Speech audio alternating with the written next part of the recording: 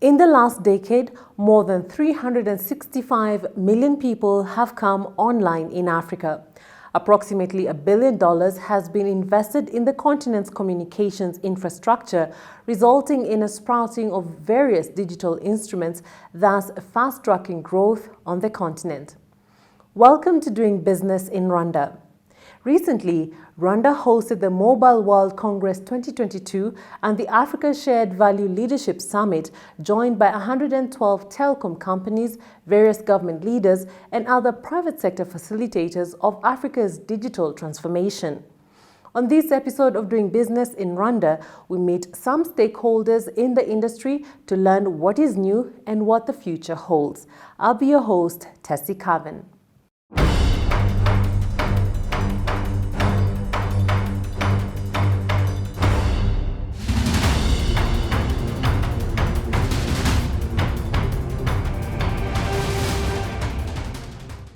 Africa's growing market and its digital transformation has attracted the interest of several telecom and digital facilitators, operators, and more, all interested to penetrate the biggest emerging market in the world. Very recently with the COVID, how people used technology, for instance, to have end-to-end COVID tests sent by email, to do cash transfers to people that could not move. So today, all the people, government stakeholders know about the impact of digital in transforming Africa. So, Africa is, of course, a potential market, especially with the new technologies that is now emerging, like the 5G, the 4G. So we are considering Africa as a real potential area for, as a market for our products. And we know that our mission as OCLA is to help improving the connectivity over the world, and mainly also in Africa. We hope that we will be part of this effort of outside democratizing this connectivity for everyone in this continent. So it's quite an interesting market, especially in sub-Saharan Africa, where a huge population are still in rural areas and they're not connected. So it's very interesting, and we have seen a lot of uptake in the services and a lot of interest in our services across sub-Saharan Africa. Across the continent, we see more banks are going towards a digital strategy, embracing a digital strategy, and our role right now is to bridge the gap between the mobile money users and the bank users. So global companies that are looking at Africa, and they're looking at Africa from a curiosity point of view. It's like, okay, what can we do in Africa? How can we do collections in Africa? How do we reach the consumer in Africa? Now things are changed, so the African countries users need to invest our knowledge, our potential, and our time on the digital ecosystem, and because at the end of the day we need to compete globally. To compete globally, Africa needs to set up elaborate connectivity and access to the internet in the coming years, a space telecom companies like Orange are investing heavily in. In Africa, we have roughly 141 million customers in 18 markets, and among them we have crossed the 50 million customers using 4G. And we need to serve these customers, make sure that we have the right infrastructures. In Orange, we have launched some 5G labs in some countries, Ivory Coast, Senegal, and Jordan. And the idea is to bring in one place startups, businesses, and have 5G, small 5G networks, and see with them what are the use cases that are relevant and how it can impact their business, how it can be relevant, because 5G should be used to address these issues. And broadband is obviously at the heart of digital transformation, because as we bring broadband, e-commerce is going, remote services being for house, for educations are available. So this has a main impact in the populations.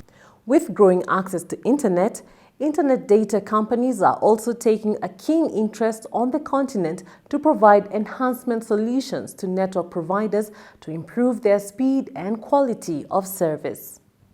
Our company portfolio is combining first party data that we are collecting from the speed test application. I don't know if everybody is using it. Plus some tools, web-based platforms that can give actionable insights for the networks to see where is the areas of improvement, to benchmark the network compared to its competitor in any country. It's also giving the opportunity to give advices to the operators to see where is the potential area of investment. An example, just I'm paying for a package to have, let's say, fixed fiber in my home. I want to see if I'm getting for what I paid, if I'm getting the promotion that I was promised to have, also to see if it's working or not, to make complaints, to try to complain if it's not working or not. So there is a lot of useful thinking that's come from these insights. With better speed and connectivity, the fintech landscape in Africa is growing faster than ever before. In 10 years, mobile money will be the frontier and the only way to pay in Africa, and I can say that very confidently, and that is it's data driven. We are seeing just the adoption of mobile money across Africa. We started in 2010, and since then we've built a network that connects over 400 million mobile money wallets across 37 African markets. And in doing so, we've enabled millions of Africans to exchange value and send money to anywhere in the world. Our operating model is very simple. Through a single API connection, African consumers and businesses get access to payments, exchanging value, and sending money from every corner of Africa. I was having a conversation with an e-commerce company. I think it's Rwandan-based. That's Olado, and they have virtual shells. So they run an e-commerce business, and they're ambitious. They just don't want to stop in Rwanda. They want to grow into East Africa, and with that sort of ambition, that's where we come in. And we come in and we say, you don't have to worry at all about payments. If tomorrow you want to switch on Tanzania, it's as simple as it's a single connection, it's a single API connection, and we give you this world of mobile money payments, and you're able to move to whatever country you want to move to in Africa. So for companies like Olado, working with PowerPay just makes that dream attainable and in a very sort of seamless way. While seamless payment systems are critical to Africa's growth, building access in rural and remote regions with more satellite connections and cheaper handsets is vital for universal access. Is tackling the usage gap, because in Africa we have more than 500 million customers that are covered, but they are not used. One we have with Google to have the Sansa, which is a very affordable device at less than $30 to make sure that customers can have it and use smartphones to do data. Our major business is to provide rural connectivity to the underserved, people in remote areas. These are people that the mobile operators cannot actually get to. So we work closely with mobile operators to help them backhaul the services, connectivities in those areas. I mean, I can imagine somebody in a rural area or in the village where they haven't seen internet before. You can imagine with our capabilities, giving them internet access. You can imagine what they can do. They can achieve their potentials. Yeah. Currently, we're operating in Nigeria, Ghana, Cameroon, Ivory Coast, Tanzania, also South Africa as well. Yeah, and we're expanding very, very rapidly as well. I mean, from next year, we're going to be going into countries like, the Benin, the Senegal, the Burkina Faso. So it's generally covering the sub-Saharan Africa. In sub-Saharan Africa, a market that is catching everyone's attention is Rwanda.